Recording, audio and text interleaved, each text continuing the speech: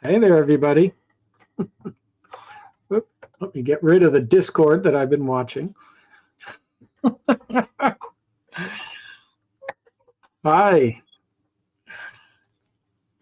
So it has been a crazy day. I'm running on about 2 hours of sleep. We were still editing the Kickstarter page frantically in the middle of the night, cross-checking all the reward tiers to the graphic, to the back end, against our Miro board and our spreadsheet, and double checking everything, punctuation, spelling, and somehow we still managed to spell traveler both the American and the British way all over the Kickstarter page. Oh well, oh well. But as I join you here right now, um, this says that we have surpassed our $200,000 goal and are currently at almost 315,000 for the day, which is unbelievable. It's just amazing. I cannot express to all of you just how much we all appreciate the support, the the passion that all of you have been showing really for what we're doing. I think it speaks to the pent up desire, I think, for having a sandbox world like this back again, and for having a world where you can choose what it is that you do, where you're not forced into just pellet gathering down a treadmill in a cardboard world. So I mean, just thank you all for helping our dreams come true here. It's amazing. And yeah, I mean, we still got plenty of journey to undertake ahead of us. Of course, there's plenty more to come. But I thought since the day was wrapping up, it might make sense to give you a little glimpse of some of that future, as well as show a little bit more of what it's like as we are in the world right now. So we do have one of our many Seans. One of our Seans is here.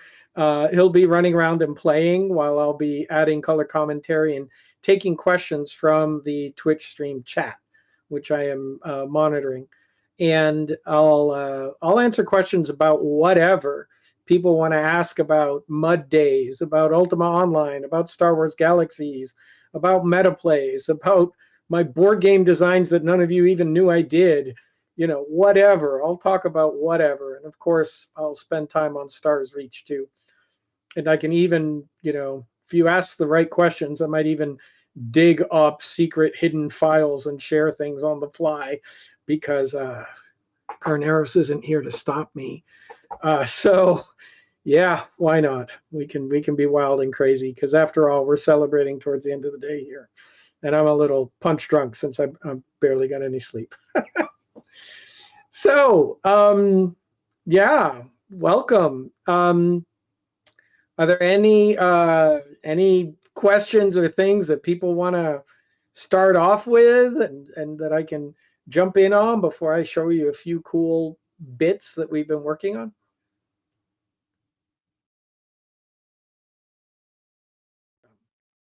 Waiting for questions in the chat. Breacher asks, show you the cargo ship. So the plan is actually that we will show sketches and concept art of the cargo ship to you in the Discord and get your feedback on it, rather than just show you and say, this is what you're going to get. So we'd much rather work with the community to help design these rewards rather than have this stuff all pre-designed for you. We want these rewards to work for you. So rather than us deciding, we're going to share the art as we create it. So that's why there aren't any preview images up on the Kickstarter page right now. All right, I see a question. I mentioned at one point that Lord British was killed twice in the Ultima days. Yeah, that is true. So everybody knows about him getting player killed by the dastardly murderer Reigns, I believe. Everybody knows about that. The story there is that Richard forgot to turn on his invulnerability flag during a time that we were nearing the end of the beta, and he and Lord Blackthorn, who was played by Star Long, who was the director on the game, were teleporting around doing a city tour inside of the game. And because Richard had forgotten to set his invulnerability flag, when he came across a crowd inhabited by this particular murderer, Rains, Rains pickpocketed somebody there, stole a wall of fire scroll, created a wall of fire right in front of where Lord British was standing. And Richard said to himself, well, I'm invulnerable. And he walked into the wall of fire and said, you can't hurt me this way, and promptly burned to death, which, of course, resulted in a giant conflagration as all kinds of hell broke loose. And the devs and CS folks who were there didn't quite know what to do. So they just started spawning a horde of demons and killing everybody. It was a mess. And it went 1997 viral, if that makes sense, by which I mean it made the gaming press. It made it into the gaming magazines. It made it into some mainstream press. Ultima Online was getting a lot of mainstream press attention for being kind of the first virtual world that really felt to a lot of people like an alternate reality.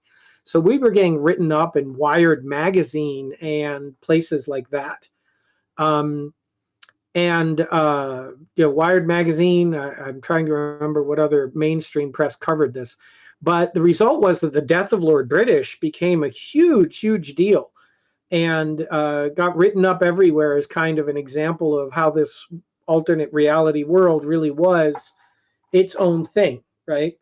But there's backstory there, because Richard, of course, there had been Easter egg ways of killing Lord British in all the prior standalone Ultima games. Many of them based on incidents that happened at the office. Like one time, Richard came into the office and there was a heavy Origin sign above the doors of the office. When he came in and the doors closed, it fell off the wall and hit him on the head and knocked him out.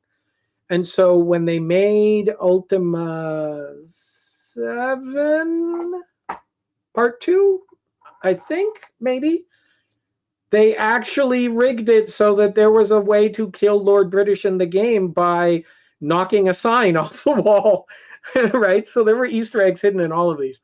So Lord British dying had a long tradition, actually. Yes, actually knocked him out. So anyway, the problem with him dying then in the beta for Ultima Online was that we had put together an elaborate storyline that killed him at the end of the beta. And we were actually in the midst of production on it. We had posted these stories up on the website. I was writing fiction describing how an invasion of the Shadow Lords essentially had resulted in these meteorites crashing into the ground and leaving behind all of these mysterious whispering crystals everywhere. And they were causing the population to, frankly, turn into PKing griefers, because we were just trying to reflect reality with our fiction. And so players had actually been set on the tasks of gathering these crystals in the game. And then there was sort of a murder mystery where someone made a secret attempt on Lord British's life and shoved him off the balcony. And then he was stabbed as part of that with one of these crystals and was on his deathbed. And players were then set to the task of gathering necromantic reagents from across the map. And secretly, what we had done was that we had spawned all of the required reagents except one, so that it was impossible to actually save Lord British. And sure enough, they failed. Lord British died. The betrayal of Chuckles the Jester went down in infamy, and the beta shard fell to the Shadow Lords. and that shard, that crystal shard, would become a new Shadow Lord, which is actually the lore for how Shadow Lords were created. So all of that got basically spoilered and ruined by Richard stepping into a firewall. But I have to admit that stepping into the firewall made the news dramatically more effectively. And so, yeah, that all's well that ends well there. So that is the story of what happened with Richard's multiple deaths in Ultima Online. All right, is this the best? Yeah. We have a question. Yes, you were about to ask it right there. Is this the best developer day of your life? Can they hear you now or no? Yes, currently. They can hear me again. They can hear you. Great. So, is this the best game developer day of my life? That's tough. That's really hard. I don't know. It's a pretty good one, I'll say. It's been, frankly, a lot of struggle for us to get to where we are, right? I mean, we started this project 5 years ago. We started in a world before COVID. We were fundraising to survive as COVID hit. We had to adapt to from being an all in person, small, tight knit studio to being fully remote. That was super challenging. A lot of people couldn't adapt, and we had a team turnover as a result, and it's just been hard, right? It's been quite a journey. Sometimes it feels like pulling teeth and like we've been cursed. So I gotta say that the way today is gone feels like all the karma paybacks and all the rest coming back, which is just really wonderful. So it's a pretty darn good day. Let's put it that way. How does Planet Takeoff Landing work visually? We don't quite know yet. Right now, it's a teleport. It won't be a teleport per se forever, but it will be a zoning phase that we can cover up with visuals. But we embrace the fact that we're not a single seamless world. That's done on purpose because it allows us to add and remove planets and space zones on the fly. It allows us to expand and contract the galaxy, change the map over time. It gives us a lot of freedom there. It allows us to have real estate for everybody. I always use the analogy of a quilt. It's very hard to remove squares from the middle of a quilt or add squares in the middle of a quilt, which is what the standard big map, seamless worlds with server meshing, that's basically kind of the best metaphor for them, is that they're like a quilt, right? That's actually tech that we invented on Ultima Online in 1990. It would be late 96, early 97. We used to call it multi-server back then. We were the first game on Earth to do it, I believe. Yeah, the hassle we went through is part of why we're not doing it here. It's still a famously technically involved problem, right, to solve. So anyway, having these, we embrace the seams, and having these segmented worlds allows us to have really bright, clear lines for things like planetary governance, who's controlling an area, what the rules are. We can signpost outside the zone before you go in and say, hey, the rules are different before you zone in. So it should help us quite a lot with customer service issues, because things like PvPers dancing on that line is a historically nasty problem, and so on. So, yeah. But we don't quite know yet what it will look like visually. I can tell you it'll be some kind of planet takeoff landing sequence. Something will go there. So that's the goal. Oh, let's see. Yes, everybody's pretty hyped. I got to tell you, this has gone dramatically faster than we expected. We thought we would beat our goal, but we thought it would take like 3 days.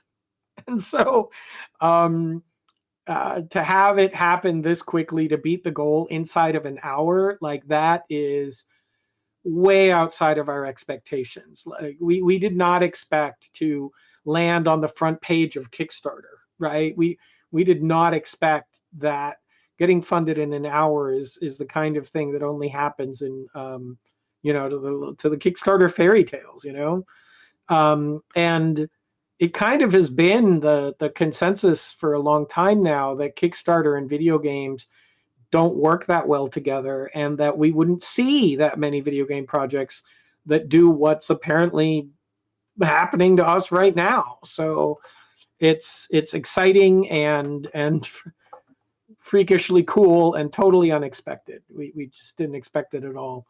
So yeah, people in our virtual office are just like over the moon. So,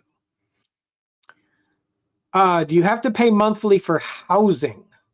Not exactly. There's the property pass, which is the thing that you get in most of the tiers that are in the Kickstarter. The property pass is basically a monthly pass to have the right to own property in the game. With that, you're able to claim homesteads, you're able to have houses. Those homesteads can be repurposed, by the way, as shops, as guild halls, and so on, right? They're not just for houses. But you don't necessarily need to pay monthly in order to have a homestead pass or a property pass. For one, property passes can be gifted. So that's one thing.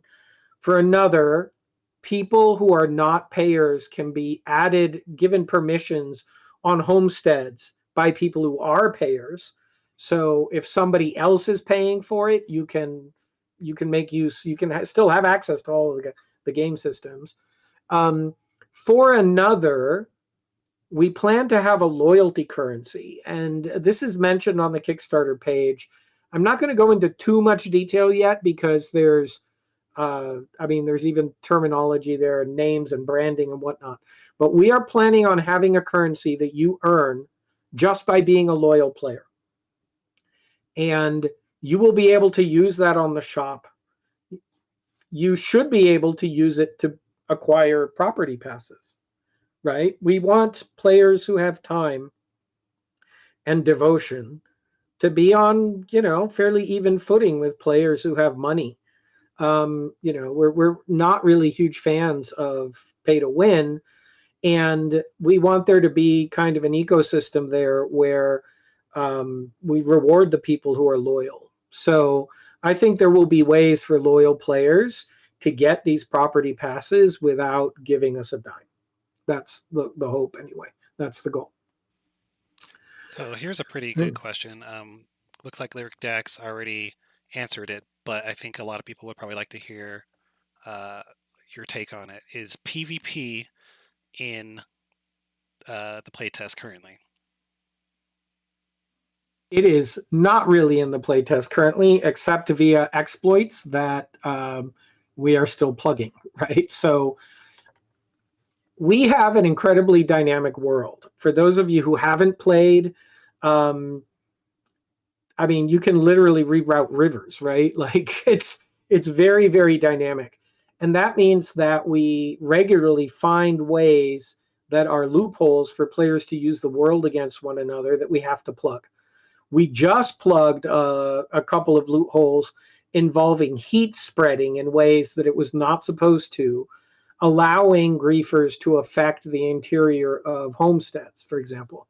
So this is why we test, right? We ask all the testers not to be jerks to one another, right? But we do ask them to test things and try things out. And when we find those means of causing damage to one another, we case them out. I imagine that as we keep adding flexibility to the world simulation, we will keep finding more. So I would say right now it's actually fairly safe. There's one way I know of to actually PvP somebody, and it also involves fire. There are ways to heat up the environment, end up catching someone on fire, and then they end up dying as a result of that. And that will, players are always going to need to be careful about avoiding stepping into fire, but we can case out, opening a lava pit directly under their feet, right? That we'll be able to address. But right now, the game is fundamentally PvE, right? It is not PvP. In the long haul, we plan to allow planetary governments to decide to flip planets to PvP. We plan to allow frontier worlds to be created as PvP from the beginning, so the kind of arena or fringe worlds. And we have plans for a more robust PvP system. Some of the features there that are in our roadmap include a three-cornered faction warfare between the followers of the cornucopia, the followers of the servitors, and kind of the humans first faction. And that system is meant to work a lot like the overt and covert system and TEF system that existed in Star Wars Galaxies, complete with faction points and perks. And we also have on the roadmap a guild type called armies that can declare war for guild standing against other guilds. But all of those things should not be able to affect players who are PvE. They can watch this stuff happen, but they should be unaffected when it happens around them. So yeah, lots of plans down those lines. But we're thinking launch is PvE only. All of that stuff is currently contemplated as post-launch.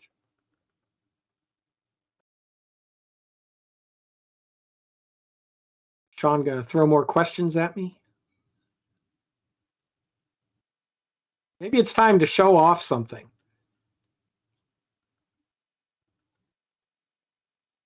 Show off something? All right, I'm going to go ahead to the first thing I want to show, which actually is not something that we're doing. So one of the things that we've perpetually gotten asked is, hey, when are more building tiles coming? And when is the building system going to get more flexible? And I have to show off Waboba's work, because holy crap, I hate to say it to all of our team, all of our dev team, and to all of our prior testers. Everything that we have done with building has just been utterly and completely embarrassed by the work of Waboba, who is pulling off stuff that just absolutely blows my mind. I mean, maybe we should have them design the servitor machines instead of us doing it, because look at that. Holy crap. Oh, who did this one? If it's not Waboba. Although it's clearly Waboba inspired. Is this one Lyric? Wow. I mean, this is just... Okay. Anyway, I just had to share because... wow. Just a few months ago, everything was boxes. I mean, this is just unbelievable. Just amazing. And we haven't even put like round pieces in yet. So I can't wait to see what happens. Just wow. Wow. All right. A real sneak peek then, and then we'll take another question and we'll work our way forward. All right. So a real sneak peek. I know that a lot of you have been patiently waiting for further character customization to come, and we've been randomizing the clothing on people. We're still going to be randomizing the clothing for a little while longer, but I did want to share some of the early mesh artwork that is happening now as we are exploring and designing hairstyles for folks. Wanted to give you an early glimpse of the kind of variety that we are aiming for here. So the plan is that as many of these hairstyles as possible will be shareable across all of the different player species. Yeah, I just thought you might like to see them, right? So we are also working on deplasticizing it. Obviously, right now stuff is not all that textured. It doesn't have a cool hair shader on it yet. All of that kind of thing, but it will. It will, right? It just isn't quite there yet. Working through these designs so that they can work on different. Seriously, we put these hairs on the Squatchy, right? Like, and they work. And so we're still working through things like, so when we put this long hair on the Squatchy, what happens at the collarbone? You know, that kind of thing. Lots of picky work to work through, but we've been working through all of that in order to be able to start rolling some of these out to you. You know, solving the problems around layered clothing and hair and customization when we also do all kinds of body morphing is challenging, right? We work with a partner company called Didimo that does all the heavy lifting technology for this stuff. And we've actually been sending hairs back and forth now for a couple of weeks in order to get this to work. So this is coming. It's in progress. So how about we take another question or two from the audience? Here is one. Is there any sort of death penalty, like XP loss, item durability loss, or losing items from your inventory? The answer to that is, let's see, what was the order there? XP loss, no. Item durability loss, no, not exactly. And item loss, yes, kind of. So we have a pretty, how to put it?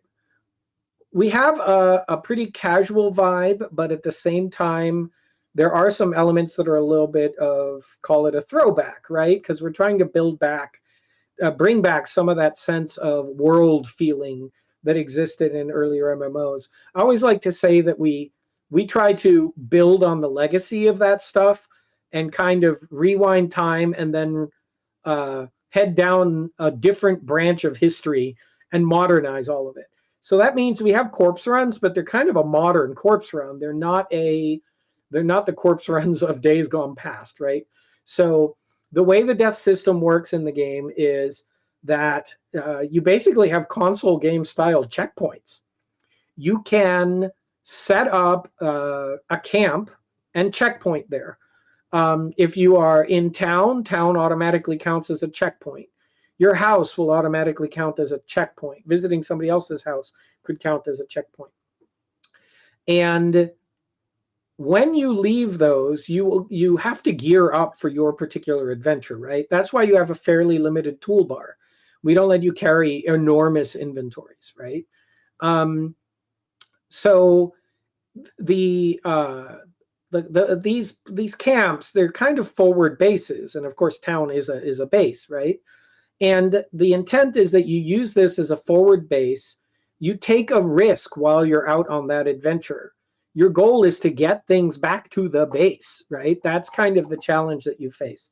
So you go adventuring, you gather stuff, and if you die before you checkpoint, the things that you got in your inventory since that checkpoint are at risk. And those things get left behind at your grave marker if you die. So you don't lose everything. Anything you were carrying with you when you set out is probably still going to be there.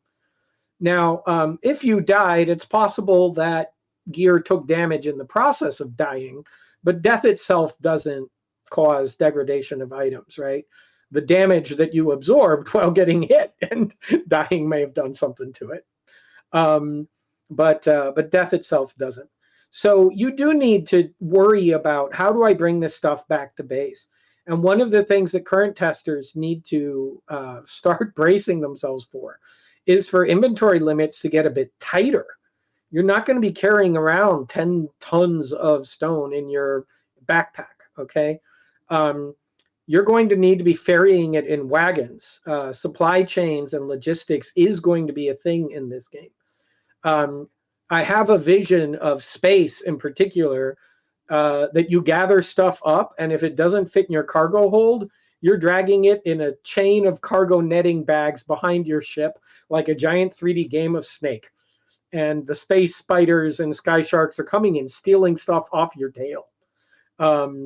So logistical stuff is actually part of the merchant skill tree.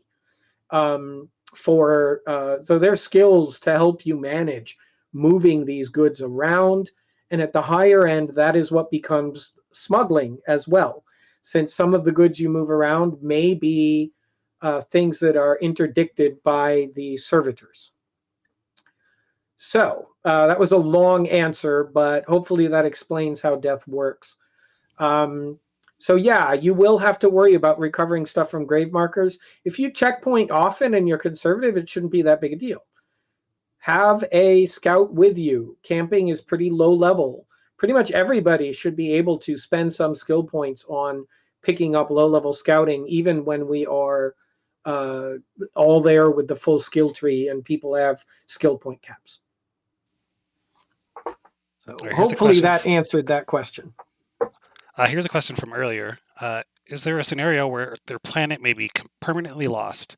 If no one interacts with it, does it go into stasis or does it vanish? If no one interacts with it, first it's going to go into stasis actually about 5 to 10 minutes after everybody logs off of it.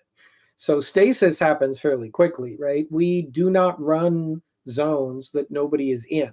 And we will be launching zones when people first try to go there. It's another advantage to having that seamed world rather than seamless world. As far as how long it will take to clean up a planet, wormholes do collapse. Worm gates need regular usage. The planets will go away if nobody visits them for an extended period of time. How long that extended period of time will be, we haven't picked an exact time because it's kind of dependent on what player usage patterns are and so on. It's not going to be like instant, right? Something really has to feel like, wow, nobody wants to go there. This place is abandoned for us to want to clean it up, right? Frankly, cleaning up a planet that has player houses is going to be a technical pain in the ass. So because we have to pack up all the houses, make sure everybody's stuff is safe, all the rest. We're never going to just delete all of that stuff out from under you, right? That would be stupid, right? From a business and customer retention point of view. So we're going to have to be fairly tolerant about what is the level of inactivity. Fortunately, if nobody's going, it's basically storage on disk. And so cleanup will need to happen eventually, but I would be thinking in terms of, wow, it's going to be weeks of inactivity before we look at cleaning something up, possibly longer. And we can also use criteria like, wait a minute, is this planet claimed? Is there a government running on it? We can use that to affect how long it is before stuff gets cleaned up. So a planet that's a total wilderness might get cleaned up faster because that probably means it's really boring or mined out or something and nobody wants to go back. So want another sneak peek? Let's do it. All right. So this one is in multiple parts. So those of you who have been in the game already know that our environment is the output of a simulation, right? And so the terrain mesh, the liquid mesh, and yes, the gases that you see in the environment are actually all being dynamically constructed based on the output of a simulation. So the terrain you see is not handcrafted. It's not a static mesh. But early on, when we were still mastering this system, we built a whole bunch of props to make the terrain look better because we had not really figured out a way to make it look like, oh, there's a boulder here, right? Like working with this is novel, it's new, it's different. This tech doesn't exist in any other video game, right? In fact, the closest analogy to our simulation is actually what people do when they model the weather. That's actually the closest thing like it out there is the cell-based simulation systems that they use for weather prediction. So we were struggling early on with how do we make boulders, right? Meaning stuff that looks like this. So we actually made boulders as props, right? We actually made these. We had the artist craft them. We made them so they could be rotated and embedded in the ground and all of that kind of thing. And then we're like, okay, but now players expect to walk up and mine them, and that means we have to. What happens if you try mining a hole in this rock as opposed to mining a hole in the ground? And yeah, you get the idea. All of that kind of thing. So there's still plenty of props scattered all over the landscape in the game, of course. All the trees, the bushes, all of that kind of stuff is not part of the terrain meshing. But we got better at building rocks. You've now seen plenty of rocks like that. But our amazing world builder, Megan, has figured out a way to use a combination of external tools in our tool chain, because our world simulation generation systems are capable of importing data from external sources. And in particular, Megan's been using a tool called GeoGen a lot. We've also in the past, by the way, imported real world data. It is entirely possible to import real world geography into our engine and then simulate it the way that our game works. We've done that a bunch of times. We've even imported Minecraft maps, actually. It is possible to bring in Minecraft worlds into our worlds. And they then look like our game and simulate like our game. But we can use Minecraft data as source data. So these boulders that I'm showing you are actually ones that Megan made, and this is how they can intersect with our voxel terrain, actually, which looks an awful lot like what it did when we were building props by hand into the map. And so we actually have tests of these in maps now. So we're pretty excited about this because it means that we'll have our boulders back, and they will look like they belong, and they will work just like everything else, which is pretty awesome. So yeah, it's really cool, really cool. I see people going, blah, what, Minecraft maps? Yeah. We are not technically a voxel system. As mentioned, we are a cellular automata system. Folks who are curious about that can go look up videos on our YouTube channel. We've walked through a bunch of that kind of thing as to how it works. But mapping over the Minecraft data types, basically just have to make a mapping between their diorite and our diorite or whatever, and map stuff over. Since both of us are pulling inspiration from real world geology, that's not that hard for us to do. And in some ways, it's kind of closing the circle, because the material types in Minecraft and the way the crafting system works in Minecraft is really clearly Ultima Online's grandchild via Worm Online. So yeah, it's kind of like closing the loop and having a family reunion. All right, I'll leave it here on this image. Maybe we take another question or two. Yeah, one of our mods, Allie, had a question about hairstyles. Will we be taking feedback on those hairstyles? Of course.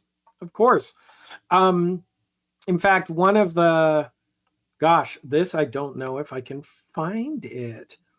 I'll go looking, but yes, of course, we will be taking feedback on the hairstyles. We try to take feedback on everything we can, honestly. We'll share that stuff.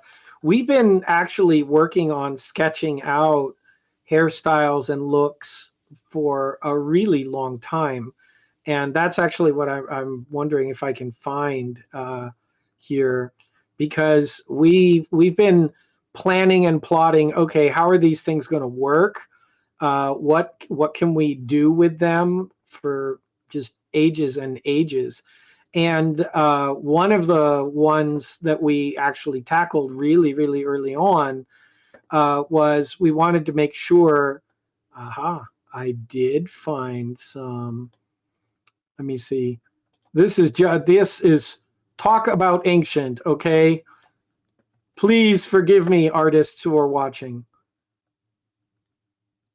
We have been designing hairstyles for like ever, right? Like ever. Um, and these are literally from 5 years ago, I think. So yeah, and one of the things you'll notice is that we tried to make a point from very early on of now that's early clothing stuff of trying to represent all the ethnicities that we could, really try to capture all of that variety. And I'm looking in particular here if I can find it. Um, but I have an awful lot of these things on file. Um, there was just a really lovely sheet of black women's hair, which is going to be a challenge. Okay, it is notoriously hard to get right in video games. Um, you know, it's just challenging because it's not done very often, and so you know, it's gonna take some work to get that right, I think. So I'm looking to see if I can find that, but Yeah, I personally oh, spent about 2 weeks putting together a compendium of real world references for hair. yep, yeah, it's a lot of work, but I think the way to put it is that ultimately, whatever avatar builder system you are doing, right?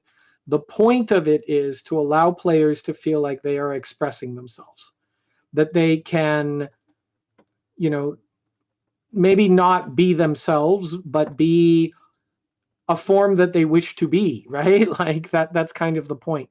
And so if you don't provide and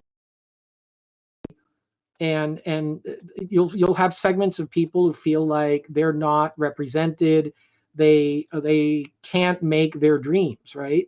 And I always describe mmos, virtual worlds, as be someone that you aren't somewhere you can't be with other people. To me, that's kind of like at the heart of what the special appeal of mmos is. And if you don't provide that, then you know what are you doing? I don't know how else to put it. That's kind of the point. It's kind of what it's for. Um, and so yeah, offering up that variety is just really important, right? It's what it's about, and that means not just hairs, but also things like body shapes matter just as much, right? Like that's the kind of thing that's important to support. When we did body morphing in Star Wars Galaxies, we were the first or second game on Earth to support it. And frankly, it was a giant pain in the ass. It was very challenging to do. Um, but we did it because you know it felt important to do, right? It felt like the kind of thing that we needed to support in order to give players that feeling of, hey, this is this is the me I want to express, right? If that makes sense. Um, so yeah, that's my philosophy on it, I guess. Um, I am really struggling to find that other sheet of hairstyles. I've now opened so many show and tell decks that I am having trouble finding it. I've opened about 15 of them because we make. I've historically made show and tell decks for our board and investors every every quarter, right? Every 3 months, and we've been going for 5 years. So there's a lot of them. Um, All right. I'm sorry. I'm going to give up and go back to looking at your questions and that kind of thing. Here's a Um, here's a fun one. Will there yep. be a pizza delivery system like in EverQuest? Probably not. I invite players to create one. All right. Should I scoot forward to one more sneak peek? Yeah. So something that you may have noticed is that right now our worlds all kind of look fairly Earth-like. Um, that's not because we don't expect to have truly alien worlds. They are terraformed worlds, but our planets are intended to have varying gravity, for example. You've already seen zero gravity and regular gravity. We plan to have the range in between. We plan for planets to have different kinds of suns. In fact, we used to have a twin sun prototype like this as long as 3 years ago. And that also means we need more forms of alien geography and topography and more forms of alien flora. So I just wanted to let you know those are on the way. They are coming relatively soon, actually.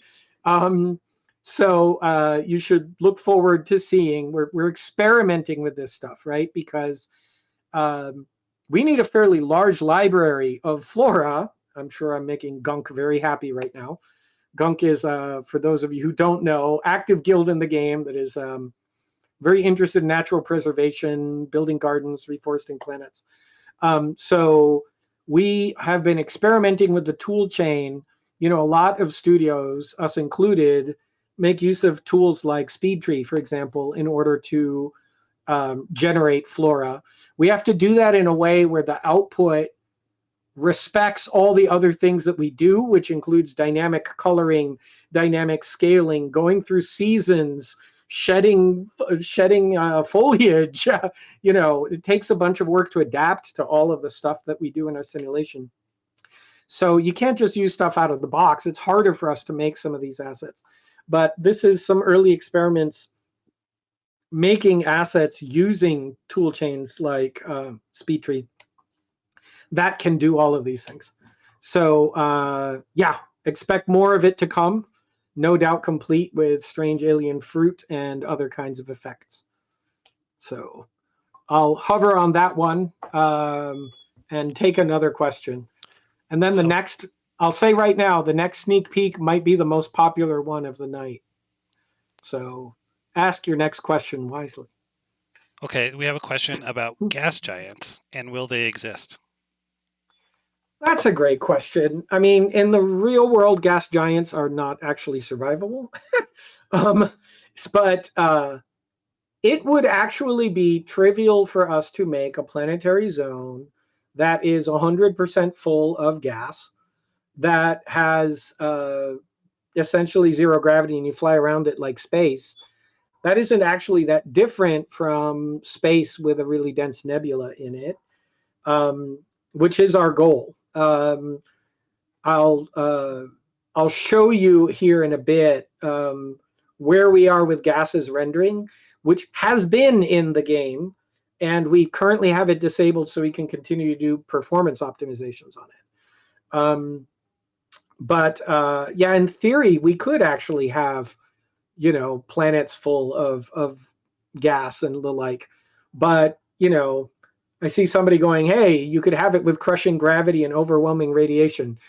Yes, you could. Is that fun? Is kind of a question, right? So, um, yeah.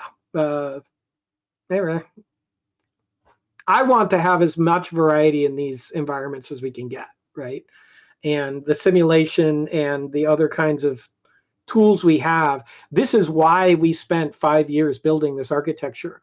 It lets us do things like that, right? Lets us do things that other games just cannot do.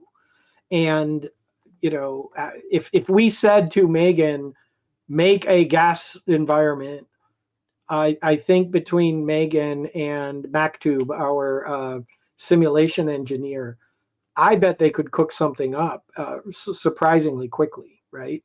We just haven't made it a priority. We've got a lot of things to sort out for regular planets still, but over time, more variety. All right, can I show, did anybody want to guess what will be the most popular upcoming patch?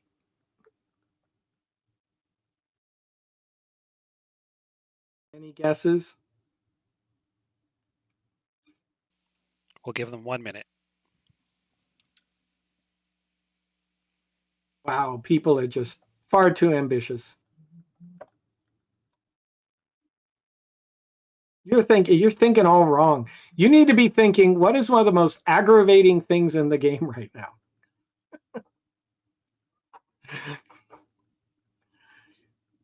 Now, mind you, there are a bunch of aggravating things. I'll give you that.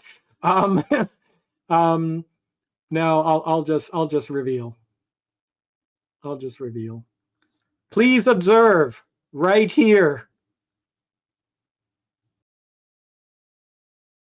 Look closely. A search bar. You are getting a search bar for recipes and for your inventory. Was I right? You're thrilled. I'm thrilled. This has been one of the top asks that people have been asking for a little while here. And we figured, hey, we better do this. So there you go. Yeah, we figured that would be a popular one.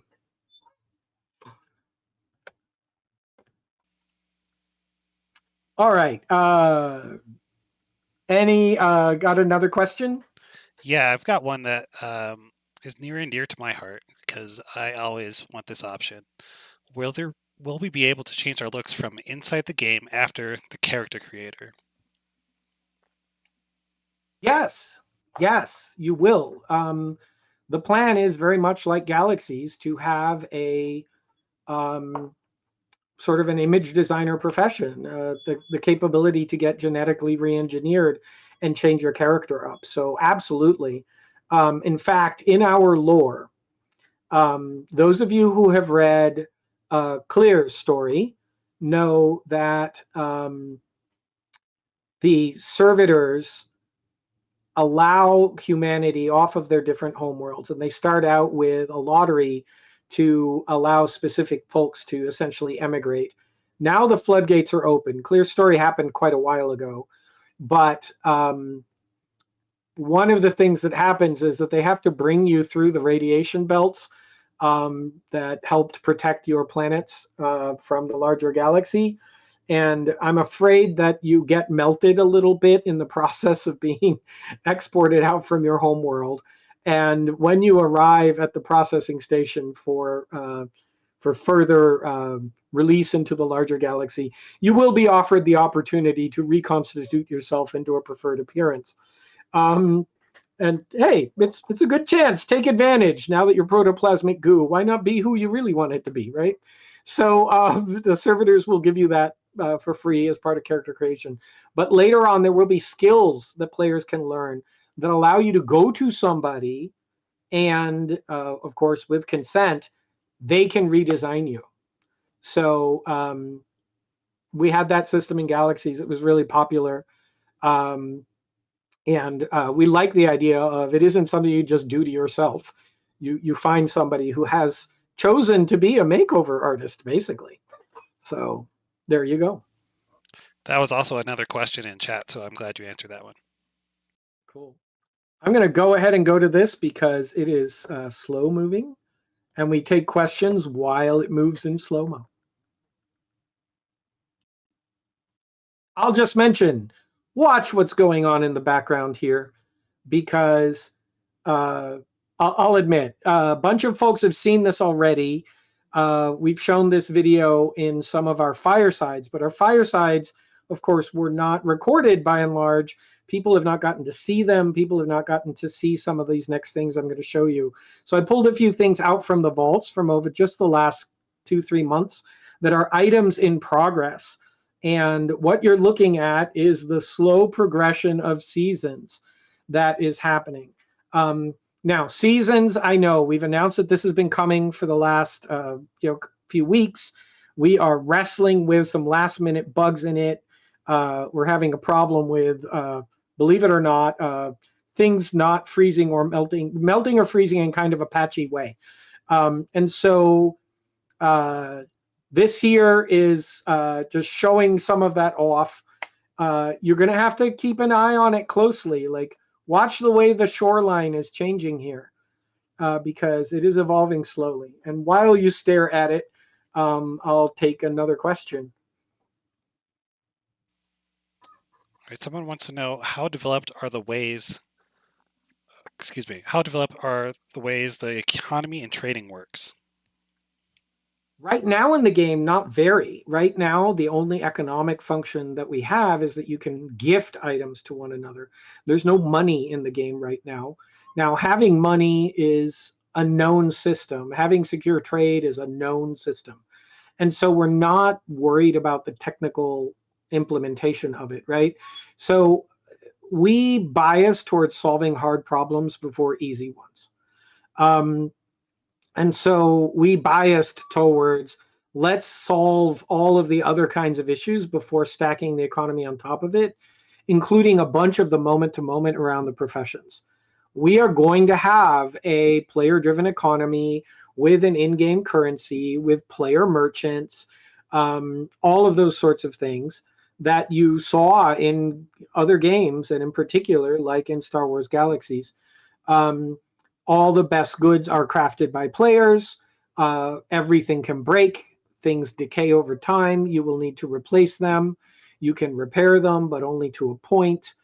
All of that kind of stuff is planned to be present, and we know how we want it to work. We have economic flow diagram maps that show what the economic output of every profession is and how it relates to the other professions and who needs the goods and services that every profession provides, right? So we have all of that mapped out in quite a lot of detail. Um, we need to have more of the objects and more of the skill specialization in the game in order to turn it on. If we turned it on um, right now there's a fairly small amount of skill trees in the game that we're using for testing, and so we need to make sure that there's enough critical mass there for when we say, guess what, you can no longer craft everything by yourself. People need to become more interdependent, and that is also going to require there to be enough persistence running in the game. Right now, it's not that the persistence isn't there. We have it. We have been intentionally resetting the game recently, especially precisely so we can let in large cohorts and give them each the newbie experience of a brand new, fresh world. Um, but many of our testers actually got to experience what it was like to play in the game when no wipes happened for about a month. And it gets very different when, a quarter of a planet has turned into a city, right? Like a lot of the dynamic of play on that planet starts to change a lot. So yeah, yeah, we've got a lot of things around the economy. I'm not that worried about building it, but we do need to have the critical mass and the rest of the systems in place before we turn it all on. It's coming. It's coming pretty soon, right? Um, we've actively been talking about how soon do we split out all of the goods that you're crafting right now and move them into the artisan craft trees. Uh, and that's going to be a big adjustment for all of you, because right now you're used to, oh, the recipe for the chronophaser is in the mining tree. It's not going to be anymore. It's going to be in the hands of somebody who's a crafter specialist, and the miner is going to have to go to them to go find it. So it's gonna be an adjustment. And a lot of that stuff it's going to be hitting not just relatively soon, by which I mean in the next few months here, but it's going to change how the game plays a lot, and you're going to be surprised by how quickly some of this stuff can stack up. This video ended, so I'm going to move to the next sneak peek. while we take another question.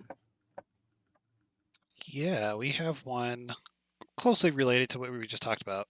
Will I have to find those player vendors, or will there be a search for what is available in a common area? Yes, both. You will have to find them. And advertising is a track in Merchant that allows those player vendors to advertise more widely. And there will be certain kinds of centralized marketplace, but they will be an unlock for player cities to build, and they will only allow bulk goods, not artisan handcrafted one-off goods. So if you need to go buy a crate of cogs, you can go buy a crate of cogs. But if you want an artisanal handcrafted, laser bow, you're going to need to seek it out. And that person may advertise, and maybe they use word of mouth. It's going to be up to them. Artisanal experimentation, we basically split between mass production of goods and artisanal experimentation. Mass produced goods will not have significant stat variation. Their stat variation will be driven purely by the materials. Artisanal goods, the quality of them is driven much more by the way that the artisan experiments with the item as part of the crafting process. So, yeah, a lot like Galaxies in a few ways. This I wanted to show you because gases have been turned off recently. So a lot of you have not gotten to see them, but this is what you should be seeing. The main reason why this is currently not in the game is actually because we have been dealing with some performance rendering challenges, specifically with this when you get loads and loads and loads of gases. So what you're seeing there is water turning into water vapor. We long-term plan to have quite an assortment of gases, poisonous gases, gases that catch fire, radioactive gases, all of these kinds of things. Miners, you should expect that when you are digging your mines, you might hit pockets of gases as part of what you're doing. And that will make mining more dangerous for you. So just be aware, cave-ins is not the only hazard in your future. This is actually happening in the simulation right now, the steam rising and all the rest, but it's currently invisible to you. And these gases, for those who don't know how the simulation works, these gases are actually then precipitating as water someplace else. So you may notice that the ground near where you heat up water tends to start getting wet and stuff. It's because the invisible steam is actually making its way over there. So anyway, just thought I'd share that because I thought a lot of you probably have not seen it before because it has been disabled for a little while. Okay, we've got Right. two of them. One kind of related to what you were just talking about. Will there be a weather like tornadoes or geological events like earthquakes? We can do earthquakes. Tornadoes, I'll have to get back to you. Weather, we plan to do. Um, it's actually super easy for us to do full planet weather. But we have dreams of actually doing weather using our simulation. We have dreams of closing the loop on the water cycle. And this is really sort of techy, but I'll answer it anyway. The way our simulation works is that we are modeling things meter by meter. And we process every cell you see, which I know they don't look like cells to you, but if I take my cursor and I point at a location somewhere here, this, can you see my little cursor moving there? Yeah, we can see it. This little tippy point right there is a quantity of this material sitting in an invisible bucket, right? This green area here, there's a material there, I think it's uranium, and there's small amounts probably in 4 or 5 of those invisible buckets right around here. And then we mesh that using We use an algorithm called surface nets, which is related to marching cubes and similar kinds of approaches. Anyway, the downside of doing things meter by meter is the way you make this efficient is that everything only knows about its immediate neighbor, which means doing large scale things is actually kind of expensive. You're doing searches, right? So we have a thing called influence maps where we run a level of detail across the simulation. So we actually have the simulation running the regular way at 1 meter, and we process 270 million cells 10 times a second in order to do things like the cave-ins and the water flowing and all the rest.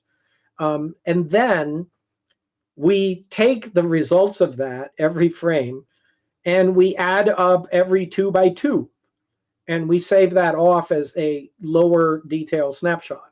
Then we take the 2 by 2s and we add them up as 4 by 4s, 8 by 8s, 16s, 32s, 64s, 128s, 256s, 512s, 1024s, 2048s. You get the idea.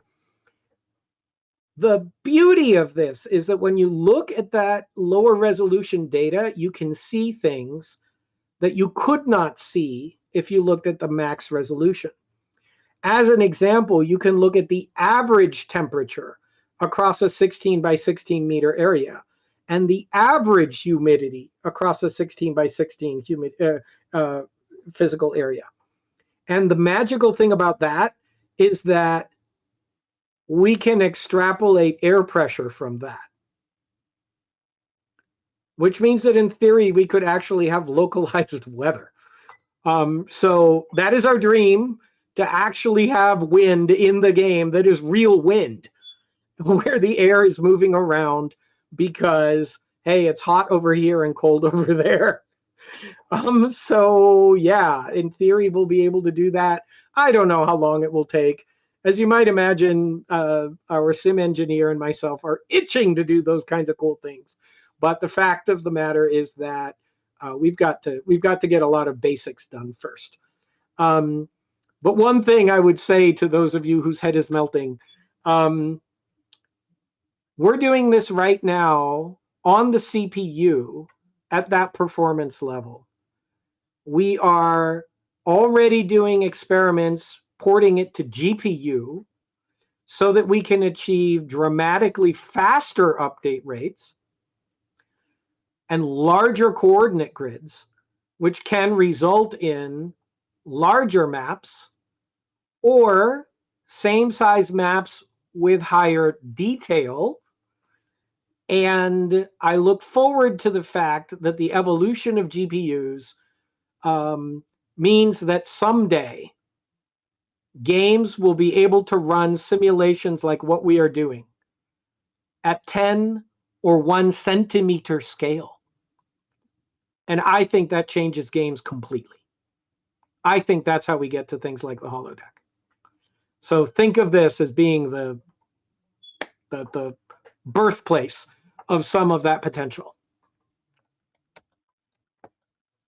All right. So we've got a question about player-ran news networks or in-game social media. Will they exist? Yes, they will. There will be an in-game news net. And the in-game news net is intended to have a journalism track that goes with it, a writer track that allows players the ability to create channels on the Newsnet, to author content for the Newsnet. That content could link to things like their blogs or their Twitch channels or their YouTube channels outside of the game. And the intent there is we want people who create content outside of the game to have an outlet inside of the game for their content, because right now that stuff all flows out. We want that stuff to flow in. We want you to be role-playing as a newscaster in the universe of Star's Reach.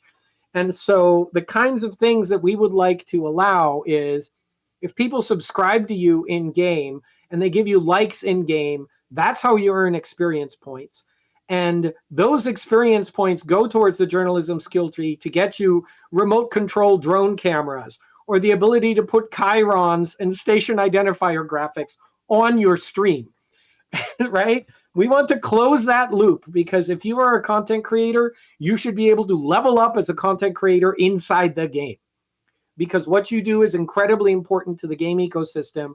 The game should recognize that you do it and reward you for it, which is a key philosophy behind what we do. So I'll caveat, getting full integration with a YouTube or a Twitch or whatever, that is API and partnership dependent and whatever. But we want to do everything we can to close that loop as much as possible, right? Because it would kick ass to actually be able to watch the live stream while you're in the game. I don't know if we can get that far, but at minimum, we can provide the links and let you pop it open in a browser alongside or whatever. So yeah, we absolutely plan to have Newsnet. Newsnet's pretty important for a variety of reasons, because it's also going to be a channel for us as developers to disseminate lore, disseminate events, carry missions, blah, blah, blah, blah, right? Like that kind of thing is pretty important. So yeah, we absolutely do plan to have something like that. I want to, I'm keeping an eye on the clock and how long we've been going. So I wanted to go give another sneak peek. This is another one that people have, a few folks have seen before, but it wasn't widely available and it wasn't recorded. So if you look at this screenshot right now, you may have noticed in the game that day-night goes by and daylight goes into the caves, right? And you may have noticed that, well, it shouldn't look like this. It should look like that, right? We ought to have localized ambient occlusion with proper lighting. So that is something that we have in progress. And it is also just in, our folks working on rendering are constantly getting pulled into alternate problems. And so things just don't tend to quite make it all the way out to you, because we have so many things like this that are in progress and not quite done. But this is in your future. You will, in fact, have to worry about darkness in the caves. If you thought those long tunnels were scary and claustrophobic now, brace yourselves, and you need to prepare for miners to string lights and all of that kind of thing. All right, let's take another question. And yeah, I am running out of sneak peeks here. There won't be that many more. So we're getting close to the end. Yeah, we have a question regarding PvP. They want to know how it works, or at least the idea of PvP. How are we intending it to be in the future? I feel like I spent like 10 minutes on that earlier in the stream. I described factions and faction perks and armies and army guild ranking and planetary governments flipping PvP and temporary enemy flagging. So watch the recording. You probably just missed it, but I promise I talked about it about 40 minutes ago. It's in there somewhere. We also have a question about ship customization. Will it be customizable beyond just skins? Our goal is to do a modular shipbuilding system, but we're going to start with non-modular, make that work our way up, right? So frankly, we'll see how far we get, right? Like that's building it as modular systems has always been our goal. We've actually had the paper design for that since sometime in early 2020. And it's a cool system. It's basically, you have chassis. Chassis are broken into levels, and all the modules are also broken into levels. So you have really small things are capable of being attached to hard points of size A. And hard points of size A can exist on things that are size B and larger. And so, you can picture mounting a hard point size A gun on a size C wing that you attach to a size D chassis and so on. And we basically build the rules for how big these attachments can be, almost like a fractal, so that we can reliably say something attached to a hard point A will always fit on a hard point A and won't like collide and intersect with other things. So that's kind of the large scale plan for it. But we've got a ways to go. Let's get regular ships in first, and they'll be single seater to start as well. Let's get regular single seater ships in first with skins, and then we'll move on to modularity. We've got to be pragmatic about it all, right? But that's our goal over the long haul, is to do that.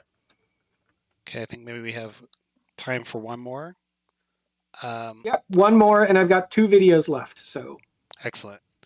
What about consoles? Is there plans to release on consoles such as Xbox Series? we would love to be on every device with a screen that makes sense. I'll let you in on a secret.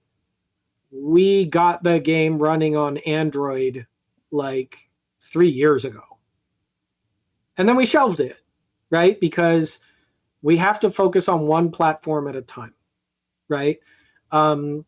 We designed this architecture so that it would work a lot like web servers and web browsers, right? And that's kind of how our tech stack works. So moving the client from device to device, particularly because we built it in Unity, we can just do a Unity build for a different destination client platform.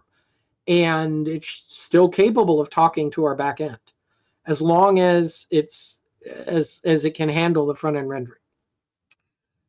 That means that from early on, literally going back to 2020, everything about our control scheme was designed so that it would work with a controller. And everything about our control scheme and our GUI was also designed so it would work with a touchscreen. There's a reason why your tool belt and your specials are along the right bottom corner edge. It's so your thumb can reach them, right?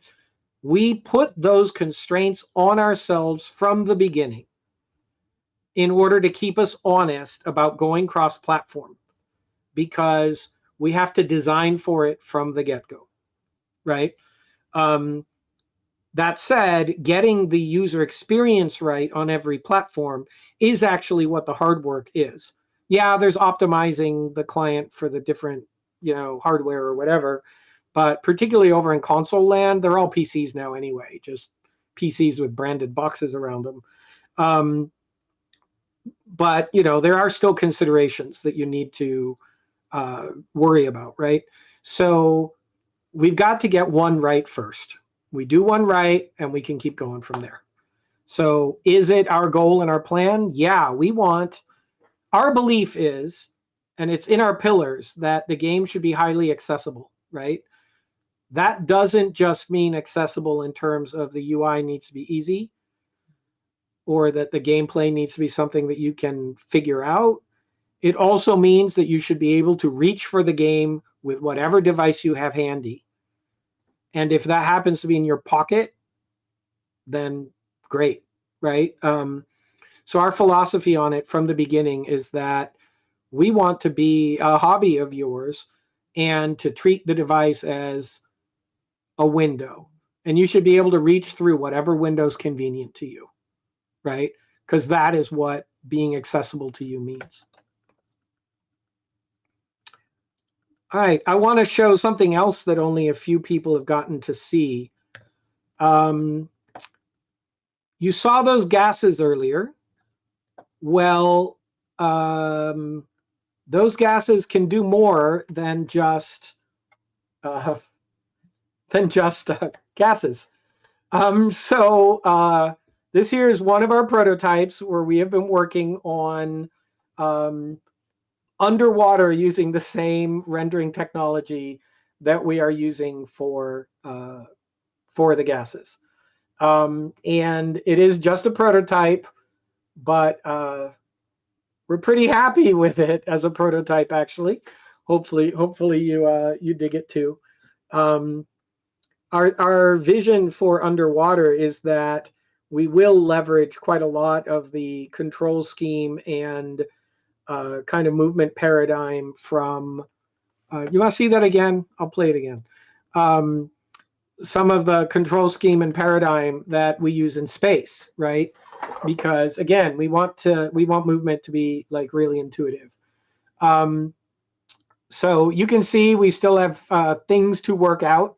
You can actually see there where the edge of the water versus the gases is competing a little bit, and it's kind of creating weird underwater bubble edges or whatever. But yeah, I see mention in the chat about this is the beginning of Ready Player One and of Halliday. I'm going to add a few random pieces of trivia. One, Halliday was based on Richard Garriott, and a lot of the ideas in Ready Player One came about because the author played UO. So that's a bit of trivia. Bit of trivia number two, the architecture that you see in Ready Player One.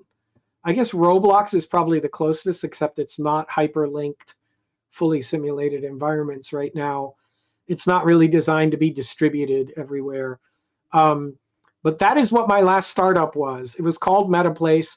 We actually built the backend to Ready Player One, and it was running live as a service using this same kind of technology stack. And it was live between 2007 and 2010. And none of you played it, and it shut down. And instead, we made Facebook games with it, and it ended up being the backend for Club Penguin. So if you wish there were a Ready Player One out there, we had the chance, and now Disney owns that backend. And in a lot of ways, what we're doing here in Playable Worlds is reinventing that same style architecture. And then the third bit of trivia is, why did I want to do MetaPlace? Because while I was making Ultima Online 30 years ago, I pitched this idea. I said, you know what? So many people have hacked the client. In fact, some people have better dev tools and nicer clients than we have ourselves as developers at Origin. And they have now begun reverse engineering the server. And pretty soon, and this all came true, pretty soon there will be thousands of Ultima Online servers running in the world, being run by players, and people are going to end up making their own worlds and modding the art and coming up with their own rules and everything. We should give away our server.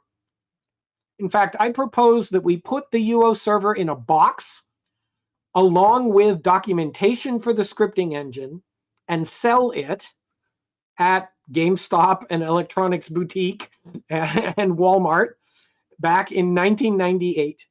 And I suggested that we add to Ultima Online the red moon gates, the moon gates that the Avatar used to travel from our world into the world of Britannia, and allow those to be hyperlinks between player-run worlds.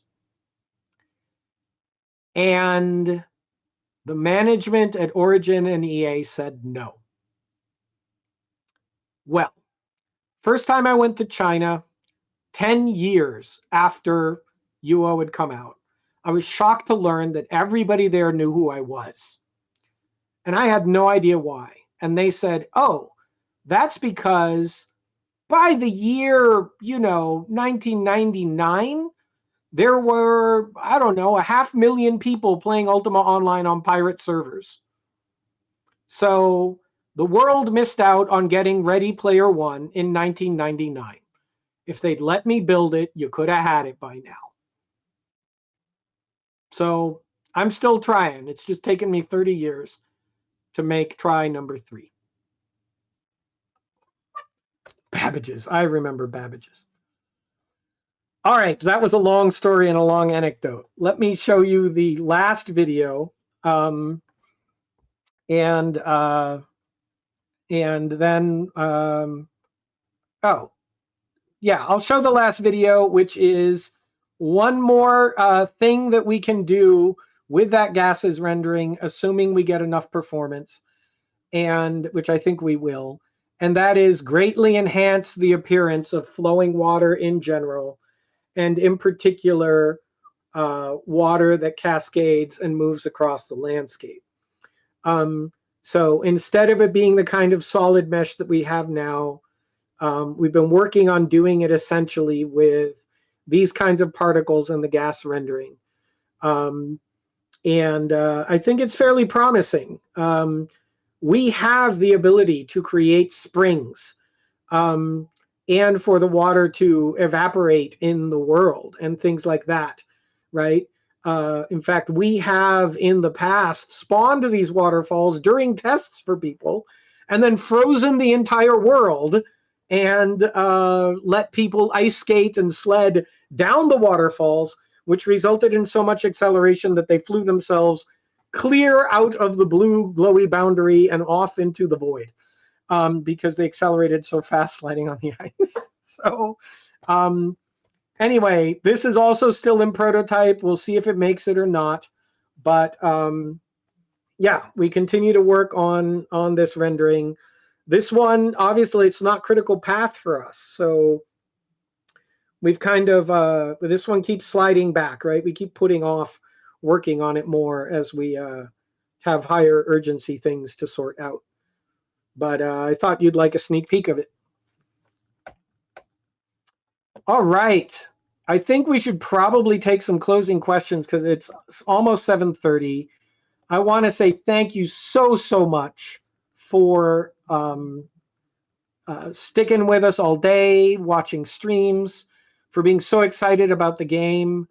I think maybe after hearing some of this stuff today and some of the stuff I just talked about, I hope you're even more excited, because Stars Reach is in some ways only the first step of what we can do. Stars Reach is meant as kind of the base from which we build outwards into even more. And our goal with this, my dream with this, no offense to all of my fellow travelers in virtual worlds, no offense to all of the folks that I've worked alongside for literally decades who've been working on building, MMOs all this time, but we took a wrong turn someplace and the world's got boring. I never want to play another party-based level up and fetch quest and raid MMO again in my life. I just don't. What I want is the dream that we had when we first started working on all this stuff, of alternate realities that you could fall into, almost forget that they weren't real, of places that could be real, replications and mimicries of the real world also, but where you can have the experiences. Maybe you can't travel, maybe you can't do those things yourself. And that takes reinventing MMOs. We've gone back to first principles, and we've basically said, if we hadn't taken this wrong turn, could we reinvent how MMOs work from the ground up? And that's what leads to this technology. That's what leads to this game design. That's what leads to our dream. And I'm so happy that all of you are along with us on the journey and are being so amazingly supportive. Since this session started, we are now up to 322,000. And for all I know, we will cross the 1/3 mark before I go to bed tonight, which would just blow my mind. So thank you so much for all your support. I think we can take just one last question, maybe, and then wrap it up for the night. And Sean, if I end the slideshow here, will it work? They're just Whatever you want. I can also go back to one of the pictures. We can all admire the building here. that one's perfect. Whoosh! There we go. There for everybody's inspiration. I'm not sure I understand this question, but maybe you will. Will space have HOTAS support? HOTAS. They mean fancy flight simulation controllers. That's a great question. It has not been a real priority for us, to be honest. Part of the reason is that accessibility thing. I mean, don't get me wrong, it's awesome. Everybody who loves that stuff loves it hardcore. I get it. I think it's fair to say that you are aware that you are a subset of gamers.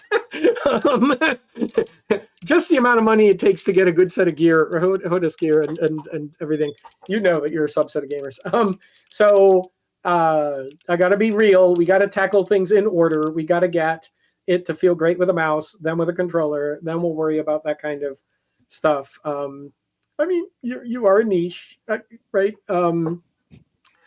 Those of you who have flown around in space know that it is already 6 degrees of freedom in a spacesuit. So Yestergear PC, you can go experience that right now.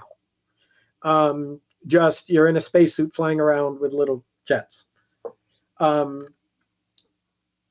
Which, has led to many a person crashing their head first into an asteroid or onto the portal landing spots right now, or getting very disoriented trying to talk to somebody floating next to them who's at a weird angle to them. That is happening right now today. You can go experience it. All right, one more. Can we write dialogue for the player mission? That is absolutely the plan, that you will be able to help construct missions in the game. We think of our missions as a player-to-player contract system, and within the bounds of moderation, we would like players to help contribute to the vibe of this immersive galaxy, right? So we do have to be careful about user-created content, but I personally would love to see players writing the dialogue for their NPC vendors, putting a little bit of lore around the missions that they write for one another as they ask players to do things like deliver their goods or clear out the monster that is eating their lettuce and so on. So yeah, we would very much like to do that. We just need to make sure the moderation is there so that it isn't silly. But yeah, I mean, this is supposed to be your galaxy, not ours.